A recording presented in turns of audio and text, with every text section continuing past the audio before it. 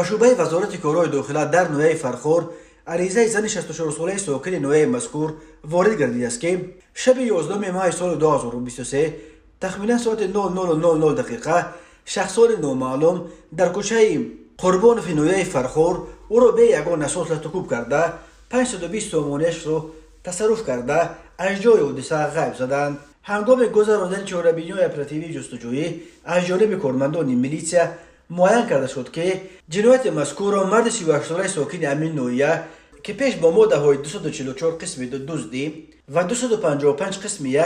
قصدا نیست و نابود کردن مال و ملک غیر کودکس جنایتی جمهوری تاجیکستان و در حدود فدراسیون روسیه با ماده 105 کودکس جنایتی دولت مذکور یعنی برای آدمکشی سود شده است صادر نموده است. نسبت گمان برشونده با ماده 249 قسم 2 بند ای کودکس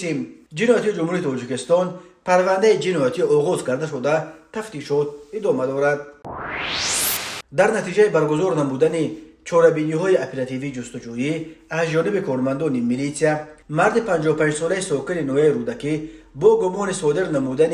جنایت قلابی دستگیر کرده شد. نام برده از سال 2012 با روی فریب به باوری زن 44 ساله ساکن نوحه مذکور در اومده از او $7,000 امریکایی گرفته به او در مساحت 0.6 هکتار قطعه زمین نزد اولگی از حدود نوحه رودکی جدا کرده داده وعده داده است که حجت‌های زمین مذکور را قانونی نموده می‌دهد. عین زمان معین کرده شده است که در زمین داده‌شان بنیاد منزل استقامتی اجازت نبوده